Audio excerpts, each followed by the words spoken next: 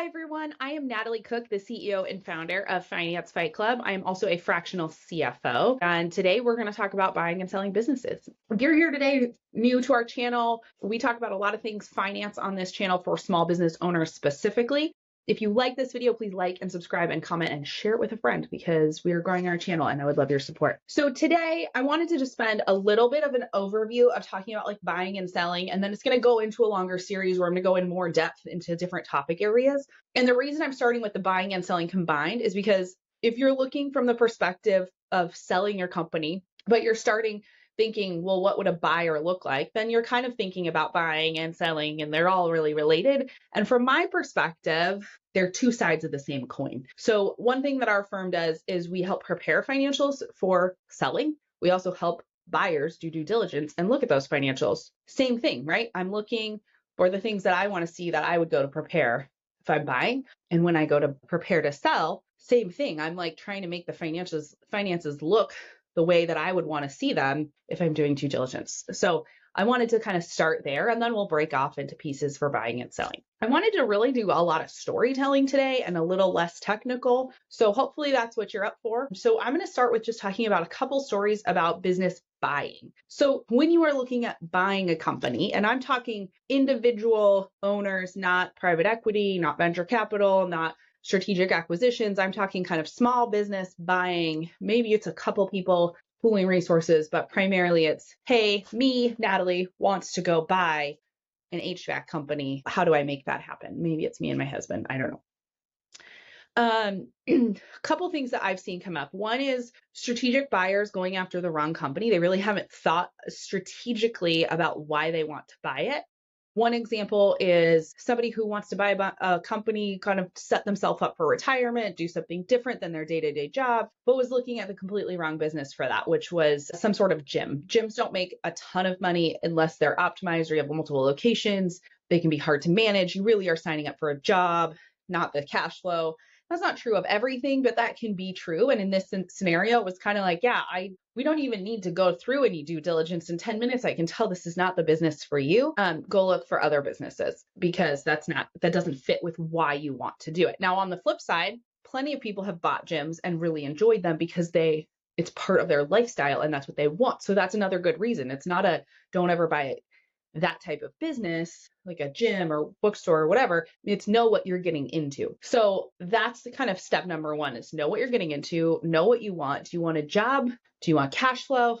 Are you optimizing? What are you doing with this business? Second thing is to think strategically about your own business knowledge. So one thing that we work as fractional CFOs for whether you're business buying or selling or just kind of steady state in that company. But over the years and working with lots of different clients, everyone has different knowledge of small business finance. And I will tell you, a lot of buyers do not understand small business finance. So at the bare minimum, I would understand how to read financial statements, how to do kind of basic due diligence, how to spot red flags from a P&L balance sheet standpoint, not just a tax return. So one thing that is pretty common is looking at valuations based on tax returns. There's nothing wrong with it, but I think it's fairly basic. I think you want to combine this due diligence, financial, introspective valuation with a tax return and all the financial statements. Because in my opinion, tax returns don't tell the story of the business. They tell the story of the owner and how the owner wants to run their personal finances.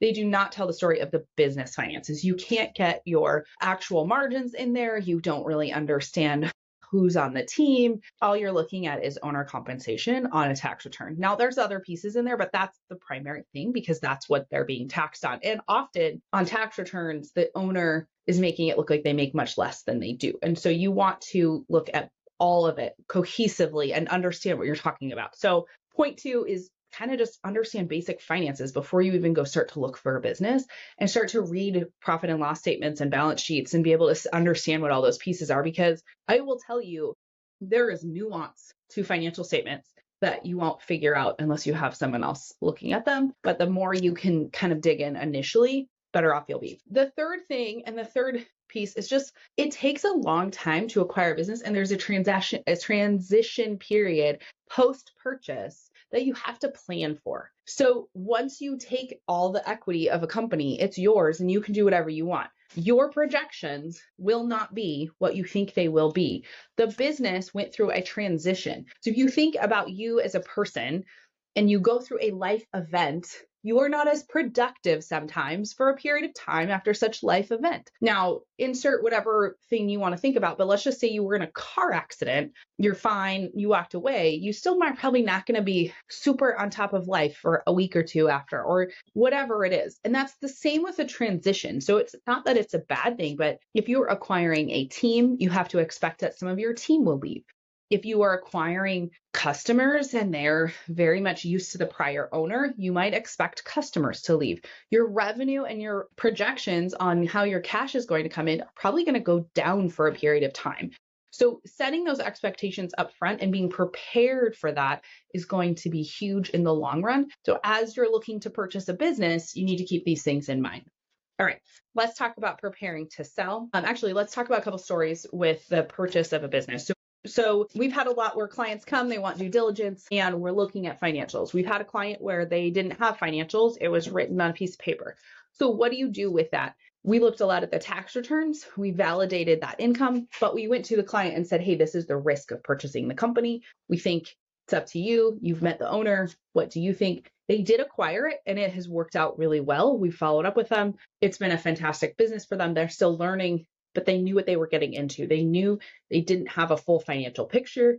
They knew that there were things that didn't quite make sense, but overall they felt like it was a good business for them to acquire and they have been doing really well. So that's one example. Another example is someone who came to us to ask for due diligence. We talked with them for a little while and realized the company that they wanted to do due diligence on was not the right fit for them. So we didn't even do due diligence. We just said, hey, call us when you have a company that's the right fit for you, because I can tell you off the top of my head that this is not what you're looking for. And that was a simple question of, why do you want to acquire? What business are we looking at?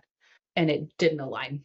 So we were kind of able to get them clarity there. The other ones that I think can be a big issue when you're in that buying process are understanding SBA lending requirements if you have to take out a loan in order to purchase the company, and then what the SBA might require for that purchase. So sometimes the SBA requires an SBA approved valuation. So those are people that have been approved by the SBA to value companies, and you might need that. You might need CPA audited financials, which is pretty expensive, or CPA reviewed prepared financials, slightly less expensive, but still you have to have a CPA do it. Those can cost you a lot. So if you're in the business of buying, you need to prepare cash ahead of time that you aren't going to take out a loan for in order to get these service providers in the door first.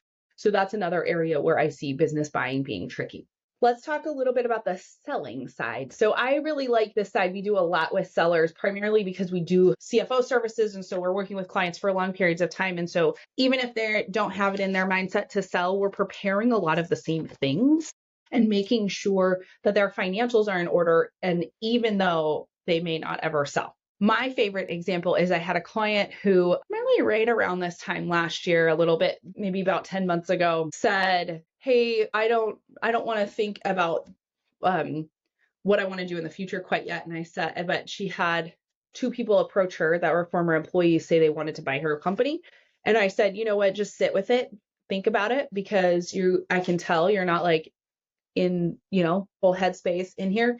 She sat with it and said, yeah, I actually do want to sell this company. And what was really amazing about that is we'd been working together for 3 years and we had almost nothing to shift in the financials. I think we had to do one clean profit and loss and do a couple journal entries in her QuickBooks account to clean up a few things because she had 2 different kind of business entities and they were going to shut one down. They weren't different entities, but different lines of business.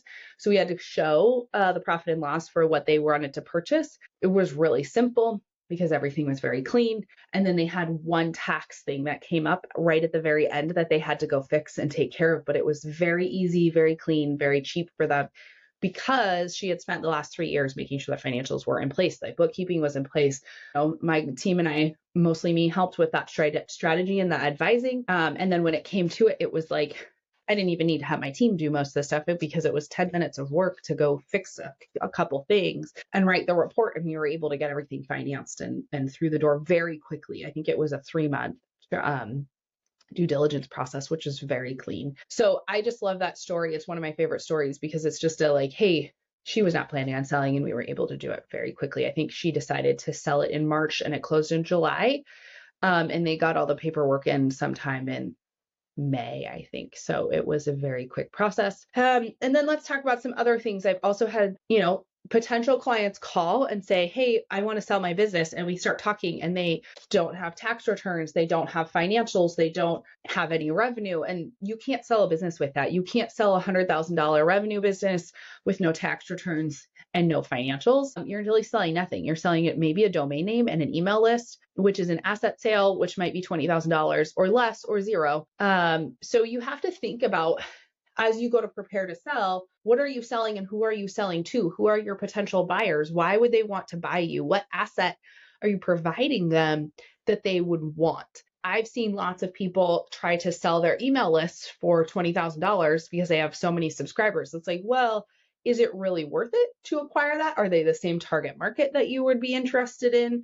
You can also acquire equipment or materials or finished goods. You have to really think through, is that worth it for you to make that acquisition? And sometimes it is, and sometimes it isn't. So if you're preparing to sell, thinking about, well, what would somebody buy? Why would they do it? Is the best starting point. And then you have to give yourself kind of a long leeway of at least a year. 3 to 5 years is best. And really, I think that's where always thinking about building your company as an asset, whether you're planning to or not, prepares you, because then sometimes life events happen and you're like, I need choices. I can't manage this business anymore. I can't now offload things. So going through those sets of processes gets it in place. Now, let's talk about specifically finance, because that's why I'm here. Those things look like having monthly closed bookkeeping that is very clean, a clean chart of accounts that shows your margins. So you want to show your gross margin and your net margin. You want to show your owner compensation versus your non-owner employee compensation in 2 separate lines. You can do that afterwards, but it's a little bit clunkier. I recommend that if you're considering selling, I recommend whether you're selling or not,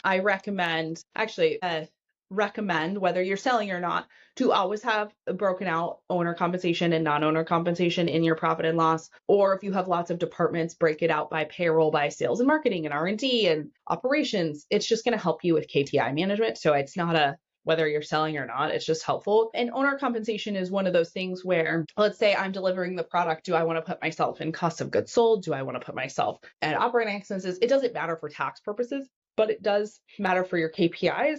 And it does matter for that storytelling when you go to sell the business. And so thinking through those things now will help you. And that's where like a team like mine can come in and do the bookkeeping cleanup and the CFO and get that strategic level support in place, whether you want to sell or not, because it's just going to be there. So that's the big takeaway with selling, is just prepare ahead of time. A couple stories there are, it's very costly to fix those things later when it's too late. So we got a prospect earlier this year, very messy books, did not match the tax returns, would have been a huge, big cleanup mess, likely costing him $7,000 to $15,000. And that's for us not being a CPA firm. A CPA firm would probably be 20, 30. I'm not going to price that for them. But if you think about that, that's a huge expense. Whereas, you maybe would have spent a little bit more on bookkeeping along the way or CFO along the way, but it wouldn't come up to this big expense in the end when you're like cash crunched for cash. It would be a very smooth process. So those are things where even if you're just, hey, I might sell my business one day, this is not going to hurt you to get in place. It doesn't have to be perfect, but getting organized as quickly as possible is key. A couple other stories there are commingling multiple businesses in one spot. That we see a lot, or personal expenses that you're putting on the business account. The cleaner that you can make it, the better. And there's lots of strategies around that. And there's lots of things that you can do to still get your tax benefits and still not commingle those expenses so that you are looking at the most profitable version of your company. And that's where a CFO really plays a role in that selling versus just having a bookkeeper or just doing it yourself. Finally, I just want to close with buying and selling is a long process on both sides. And what I've seen in this year overall of the companies going through due diligence, it just takes 2 to 3 times as long as the owners expect, and it's very exhausting. And so from a personal person from me to you, if you're planning on going through that transaction, do a lot of self-care, truly plan ahead, float as much of your work as possible so that you can focus on that transaction, because it's a lot of questions, and it's a lot of questions that you didn't think anybody would ask and you can't always be prepared for. So I'm going to leave it there today. If you have any questions, please go write them in the comments below, because I'll make videos about them, and we'll have more in the coming weeks about buying and selling and some different client stories. All right, thanks for being here today. Please like and subscribe and share, and I will see you next time.